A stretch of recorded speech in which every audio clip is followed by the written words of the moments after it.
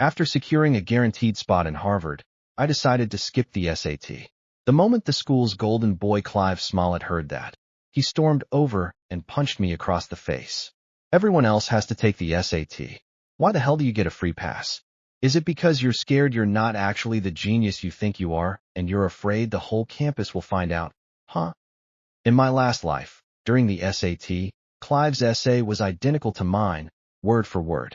I asked the proctor, my own sister, and my childhood friend, who was in the same exam room, to back me up. Instead, they begged the school to go easy on me, saying I should be allowed to retake the test since it's my first offense. By the time the scandal blew up, everyone cursed my name and accused me of being a cheater and plagiarist. And since I couldn't prove I was innocent, I got expelled. To make things worse, they got me permanently banned from taking the test again. Mom and Dad were doxxed and harassed online. They lost their jobs and aged 10 years overnight.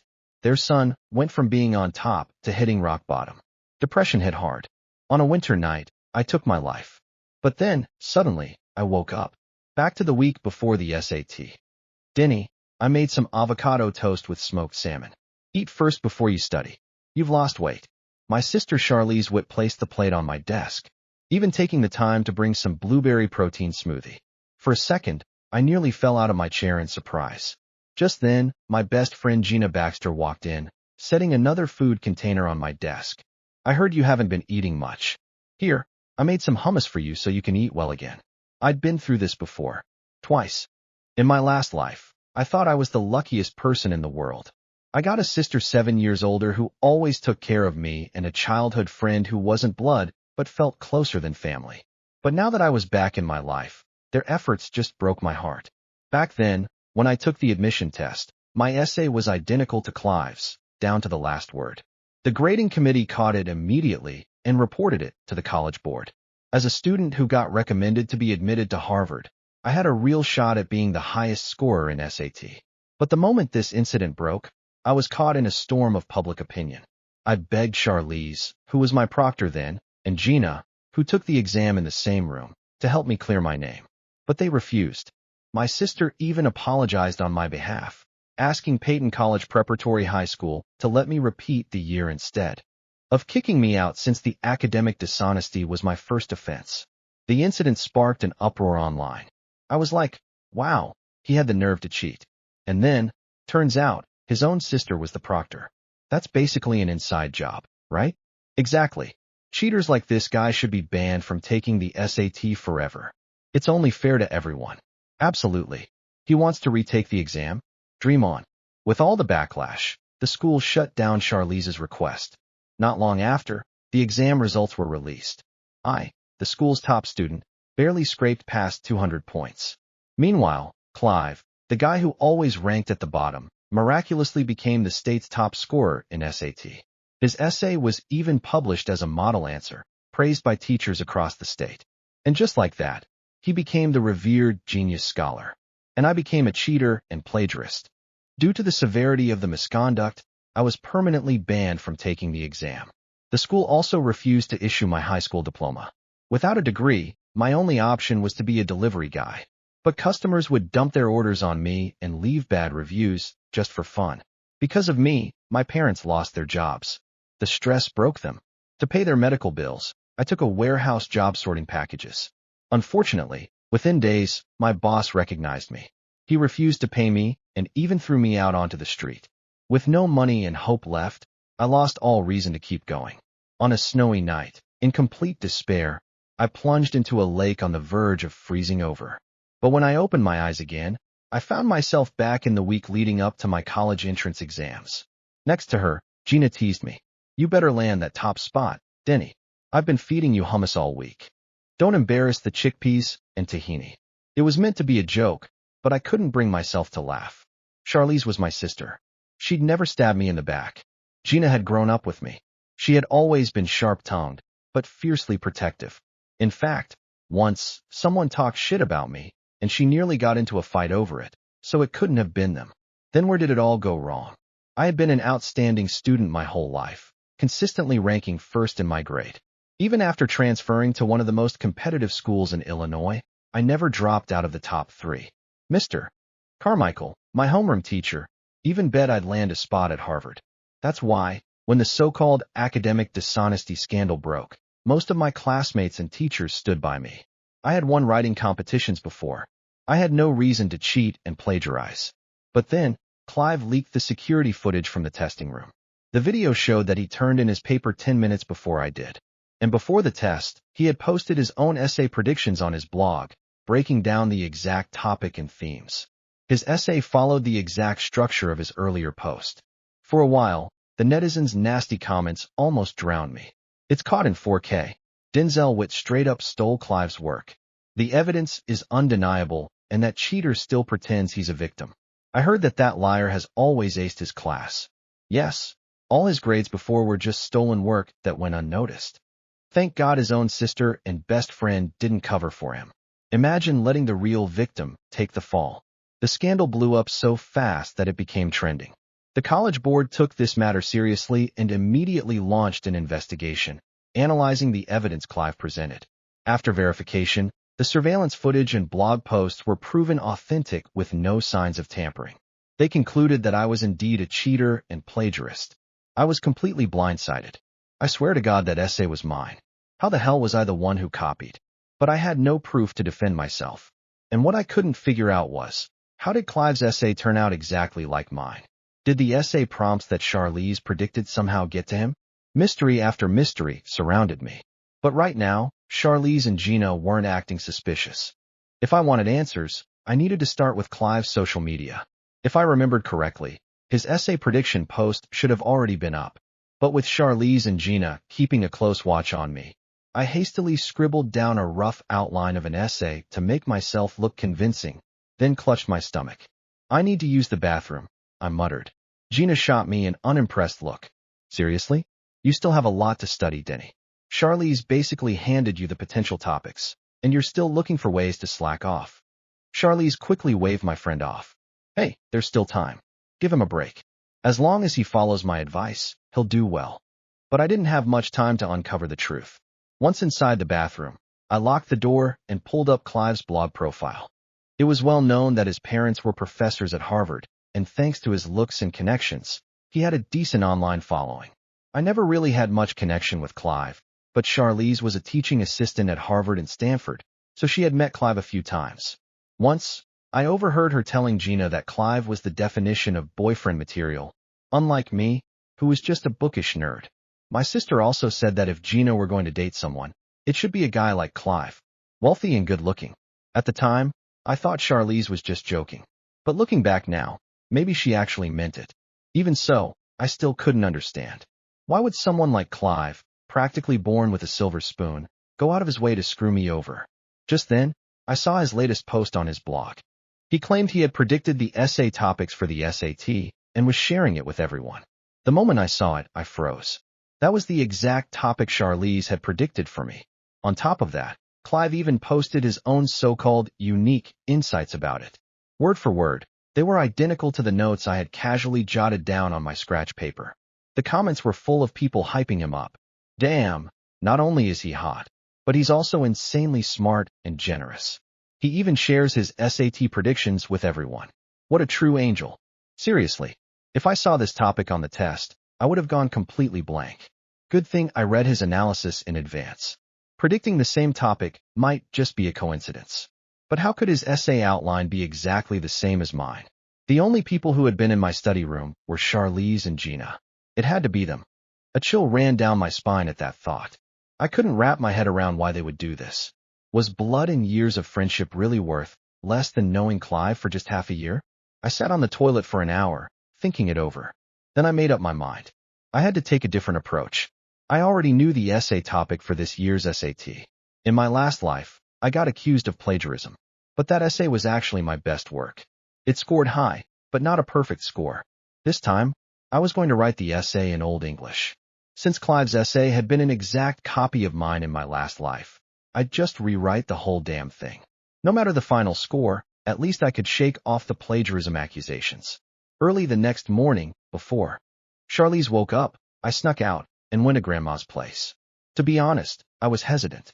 Writing my SAT essay in Old English was not only ridiculously hard, but also a huge gamble. The moment I arrived, Grandma handed me a bowl of oatmeal. "My sweet boy, what's wrong? You look troubled." I forced a bitter smile. "Grandma, if I don't get into Harvard, are you going to be disappointed?" She patted my head, her eyes full of warmth. "Silly boy, of course not. I just want you to be happy, Denny. Even if you don't get in, you still have me. I'll take care of you." Hearing those words, my resolve hardened. As I left Grandma's place, I got a call from Charlize. "Denny, where the hell did you go? Gina brought you breakfast, but you weren't there." "Now she's upset," I replied flatly. "I went out to buy some study materials. I'll be back soon." I wasn't planning on telling them about my new essay strategy. After all, they were the prime suspects in the plagiarism scandal last time. Instead, I headed to the library to rework my essay plans. It was also the perfect place to do some research. After hours of writing, I stretched and leaned back for a quick break. I was curious. What would happen to Clive this time? Just as I was lost in thought, Charlize and Gina walked in. I was a little confused. How did they know I was here? The next second, Charlize placed a warm lunchbox on my desk. "Figured you'd be too caught up studying to eat, so I brought you something." Meanwhile, Gina handed me a cup. "Coffee. Your stomach's weak, so it's decaf." Their sincerity was written all over their faces. They didn't look like they meant any harm. Had I been overthinking things? But if it wasn't them, then who? My mind was a mess, but I managed to squeeze out a smile. Perfect timing. I was just getting hungry.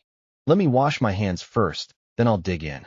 With that, I grabbed my phone and headed to the restroom. But instead of going into the men's room, I stopped by the sinks and opened Clive's Facebook blog. Sure enough, he had a new post. "Guys, you won't believe it. When I shared my predicted essay topics for the SAT, someone straight up copied my outline. The predictions might not even be right, but that's just nasty. Anyways, I'm reworking my entire essay plan." Attached was a photo of a guy studying in the library. Anyone familiar with me could tell. That was my silhouette. Just who on earth took that photo? In the comments, someone asked what Clive's new essay plan was. Clive replied, "I'd write it in Old English this time." I froze. I hadn't told anyone I was planning to write in Old English. Even if it was just a coincidence, why would Clive choose a style he wasn't even good at? There had to be a spy around me. Was it Charlize? Was it Gina? Or were they both in on it? But why? What were they after? Just then, someone patted me on the back. I turned around sharply. Gina stood there, holding a paper towel. "You okay?" she asked. "You've been disappearing every 5 minutes today." For a moment, I stared at her face.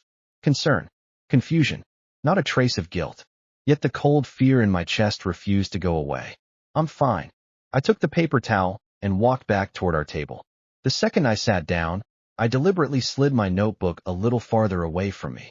Charlize immediately noticed. "Denny, why are you hiding your notes?" I laughed awkwardly, just being cautious. Neither of them reacted strangely, but that only made things worse.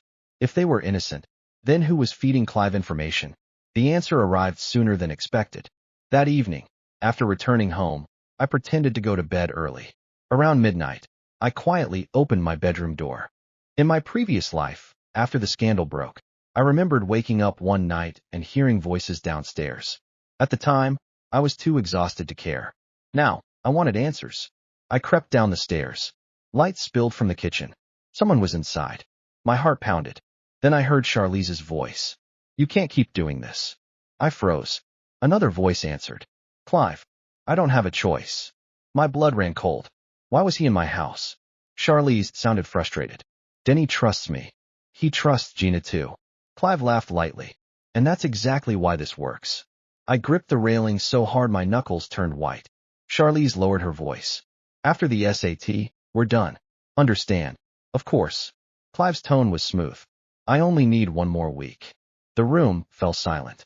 Then he added, "When I become the state's top scorer, everything changes." My entire body trembled. State top scorer? So he really was planning to steal my essay again. I wanted to rush downstairs and confront them, but I forced myself to stay hidden, because I still didn't know everything. A few seconds later, Charlize spoke again. "Just remember your promise." "I know. You'll leave Denny alone afterward." "Sure." The lie was so obvious that even I could hear it. Yet Charlize seemed willing to believe him. Soon afterward, Clive left through the back door. I waited several minutes before sneaking back upstairs.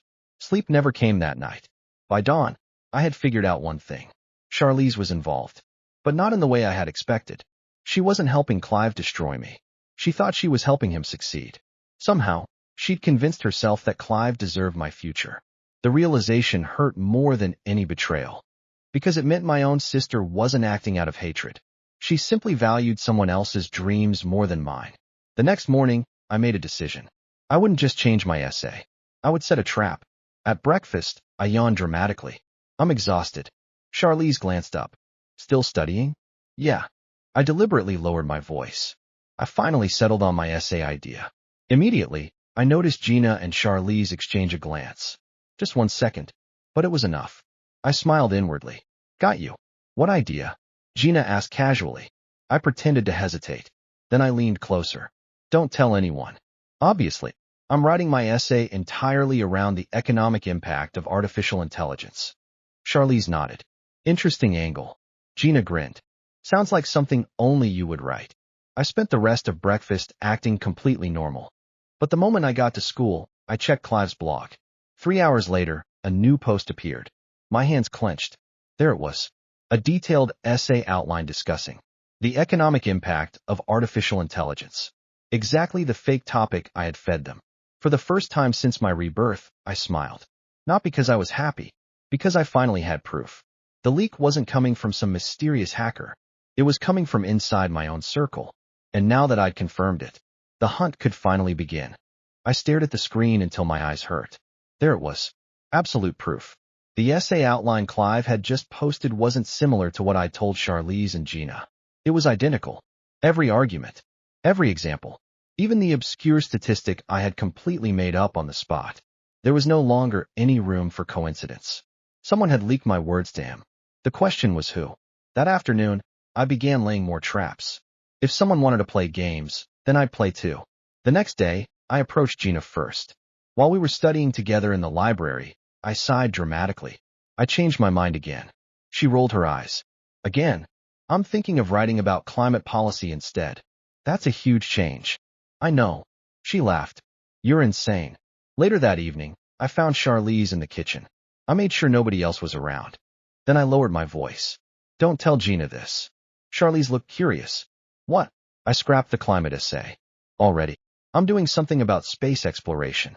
She shook her head. Denny, you're impossible. I grinned. Maybe. Then I left. 3 different essay topics. 3 different people. 3 separate lies. Now I just had to wait. The answer came within 24 hours. Clive uploaded another post. This time he discussed climate policy. Not space exploration. Climate policy. My pulse quickened. That meant the leak was Gina. At least directly. But something still felt wrong. Because that didn't explain why Charlize had been meeting Clive in secret. Nor did it explain how he had copied my essay word for word in my previous life.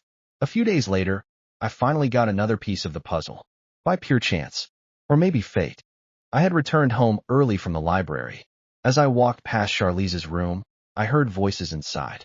Her door wasn't fully closed. You promised me. It was Charlize. I stopped. Clive answered. And I kept my promise. You said Harvard would accept Denny regardless. They will. Then why are you still targeting him? Several seconds passed. Then Clive laughed. A low, ugly laugh. Nothing like the charming smile he showed everyone else. You really don't get it. My stomach dropped. Clive continued. Harvard isn't enough. What? Denny has beaten me my entire life. The hatred in his voice was chilling. Every competition. Every ranking. Every scholarship. Charlize sounded shocked. That's what this is about. You think someone like him deserves everything? Clive sneered. People call him a genius. They compare us constantly. Do you know what it's like being second place? I felt my hands shaking. Not fear. Anger. Pure anger. After all this time. After my parents lost everything. After I died. The reason was this petty? Clive continued. I don't just want to beat him. I want everyone to know I beat him. Charlize's voice grew cold. You never said that before. Because you didn't need to know. A long silence followed. Then Clive delivered the final blow. Honestly, Charlize, you're useful, but you're not important. The room went completely silent. For several seconds, nobody spoke. Then I heard Charlize whisper. What? You heard me. His voice was ruthless now. The only reason I got close to you was because of Denny. My eyes widened. Inside the room, something crashed. Maybe a cup. Maybe a plate. I didn't know. Because at that moment, Charlize finally learned the truth. She had betrayed her own brother for a man who had been using her from the beginning. And judging from the silence that followed, the realization was destroying her. Meanwhile, standing outside the door, I felt absolutely nothing. No satisfaction. No sympathy. Only disappointment. Because even if Charlize regretted everything now, it wouldn't erase what she'd already done. The damage from my previous life was real. My parents had suffered. I had suffered. And I had died. Just then my phone buzzed. A notification from Clive's blog. I opened it. The newest post made me smile for the first time in weeks.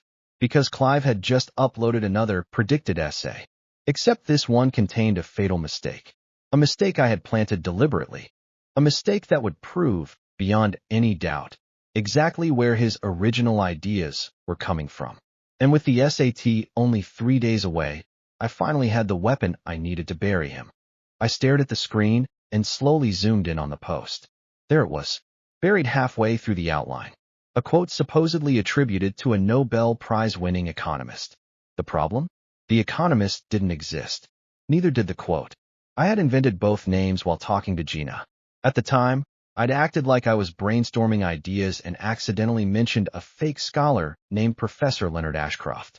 No such person had ever existed. Yet now Clive's latest blog proudly cited Professor Leonard Ashcroft's groundbreaking 2019 study. The evidence couldn't have been clearer. Clive wasn't predicting my essays. He was stealing them. And now I could prove it. For the next 3 days, I stayed unusually calm. Charlize kept trying to talk to me. Every time I left my room, I caught her staring at me with complicated emotions. Guilt, regret, fear. But I wasn't interested. Meanwhile, Gina acted completely normal. Too normal. It was almost impressive. Even after feeding Clive my fake topic, she still sat beside me every day, bringing snacks and helping me study. If I didn't know the truth, I would have thought she was my most loyal friend. The night before the SAT, my parents organized a small family dinner. Dad raised his glass. To my son. Mom smiled. Our future Harvard student. Everyone laughed. Everyone except me. Because I remembered another dinner. In my previous life. The night before everything fell apart. Back then I had felt excited. Confident. Certain of my future. A week later, I was the most hated student in the state. This time would be different. Because this time I knew where the knife was coming from. The next morning arrived quickly. SAT day? The testing center buzzed with nervous students. As I entered the building, dozens of people greeted me. Denny, good luck. Bring home that perfect score. I smiled politely. Across the hallway, Clive stood surrounded by admirers. The moment our eyes met, he smirked. As though he'd already won. I nearly laughed. Poor idiot. He had no idea he was walking toward his own execution.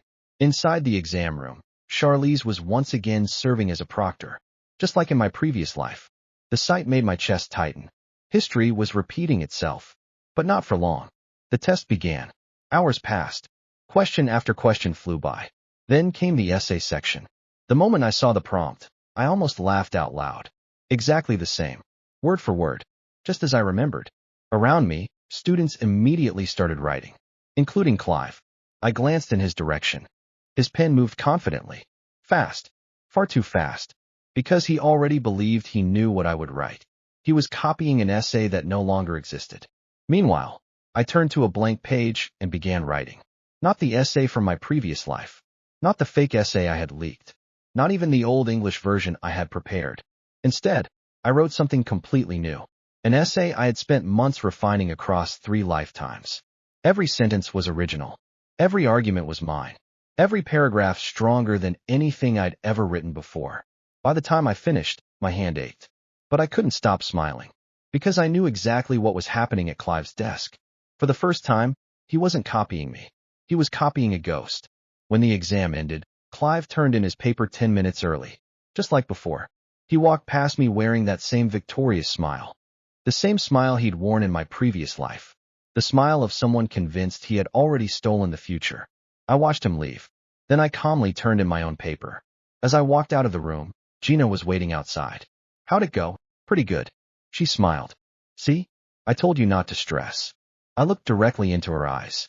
For a brief moment, something flickered across her face. Maybe guilt. Maybe fear. Maybe she sensed something had changed. Then her expression returned to normal. What? I smiled. Nothing. 3 days later, the results were released, and the entire state exploded. Because this time, instead of being accused of plagiarism, I was the one who filed the report first. Attached to my complaint were screenshots. Dozens of them. Every fake topic. Every planted outline. Every fabricated quote. Every blog post Clive had published after receiving leaked information, along with timestamps proving the sequence. The evidence was devastating. Anyone could see what had happened. Clive's famous predictions weren't predictions at all. They were stolen material. For the first time, public opinion turned against him. And as investigators began digging deeper into his blog history, they uncovered something even worse. This hadn't started with me. I was merely his biggest target. For years, Clive had secretly harvested study materials from top students, repackaged their ideas, and published them as his own. The deeper investigators looked, the uglier the truth became. Within 48 hours, the Golden Boy's empire began collapsing, and this time, there would be nobody left to save him. The fallout was immediate. By the end of the week, every major academic forum in the state was talking about one thing. Clive Smollett, the genius predictor, the future Harvard star, the academic prodigy, a fraud. The investigation team pulled years of archived posts from his blog. At first, they expected to find a few suspicious essays. Instead, they found hundreds. Students from different schools began coming forward. One girl recognized a history analysis Clive had published 2 years earlier. It was almost identical to notes she'd shared in a private study group. Another student discovered one of Clive's original science papers matched research he'd presented at a regional competition. Then another, and another, and another. The evidence piled up so quickly that even Clive's supporters couldn't defend him anymore. The internet turned on him overnight. Weren't we calling Denny a cheater? So Clive was the actual thief this entire time? This guy built his reputation by stealing from students. What a joke. His follower count plummeted. Sponsors cut ties. Academic organizations revoked invitations. Competition committees reopened old cases. Awards he had won were suspended pending review. One by one, everything he'd built started disappearing. Then came the SAT investigation. The College Board's forensic analysts compared both essays. This time, instead of looking only at the final papers, they examined metadata, drafts, witness statements, blog activity, and digital timelines. The conclusion was brutal. Clive had engaged in a deliberate pattern of academic misconduct designed to manufacture evidence against another student. The official report cleared my name completely. Not partially, not conditionally, completely. The state education department restored my academic record, my scores, my honors, everything. Then they publicly apologized. The same news outlets that had called me a cheater now ran headlines declaring me the victim. Meanwhile, Clive's score was voided. His application packages were frozen. Several universities that had shown interest immediately withdrew consideration, including Harvard. The irony wasn't lost on anyone. The boy who wanted my future ended up destroying his own. But Clive wasn't the only one facing consequences. Because investigators eventually asked a simple question. How had he gotten access to my materials? The answer led directly to Gina. When confronted with the evidence, she broke down almost immediately. According to her statement, it had started innocently. Clive asked what I was studying, then what topics I liked, then whether I'd predicted any essay prompts. Over time, she began sharing more and more information. At first she convinced herself she was just helping a friend. Then she realized Clive was using the information. By then she was too afraid to admit what she'd done. The public response was merciless. Not because she leaked information, because she had watched me get destroyed in my previous life and never spoke up. Friends stopped calling. Classmates avoided her. People who had once admired her wanted nothing to do with her. She transferred schools before graduation. The cheerful, confident girl I had known since childhood disappeared from public view. Then came Charlize. Her situation was even worse. Investigators uncovered messages proving she had provided Clive with confidential information about testing trends and likely essay themes. Nothing technically illegal, but highly unethical. The university where she worked terminated her teaching assistant position. Professional recommendations vanished. Graduate programs distanced themselves. Every opportunity she'd spent years building toward evaporated. One evening she came to my room. For the first time in our lives, my older sister looked small. Broken. Denny. Her voice shook. I'm sorry. I looked up from my book. She was crying. Not quietly. Not gracefully. The kind of crying that comes when someone finally realizes what they've lost. I never meant for any of this to happen. I didn't answer. She took another step forward. I thought I was helping someone. You were. My voice was calm. You helped Clive. Her face crumpled. Denny, please. You chose him. Tears streamed down her cheeks. You were my brother. Exactly. The room fell silent. Because there was nothing left to argue about. No misunderstanding. No excuse. No explanation. Just a choice she had made. And the consequences that followed. A month later, acceptance letters arrived. Mine included a full scholarship package and a personal letter praising my perseverance during the investigation. Mom cried. Dad framed the letter. Grandma told every neighbor within 3 blocks. For the first time in 2 lifetimes, my family could breathe again. As for Clive, his parents spent a fortune on lawyers and reputation. Consultants. It didn't matter. Every search result attached his name to academic fraud. Every future application required explanations. Every interview brought up the scandal. His dream of becoming a celebrated scholar was over before it truly began. Years later, I heard he was working a series of temporary jobs while trying unsuccessfully to rebuild his reputation. No one trusted him.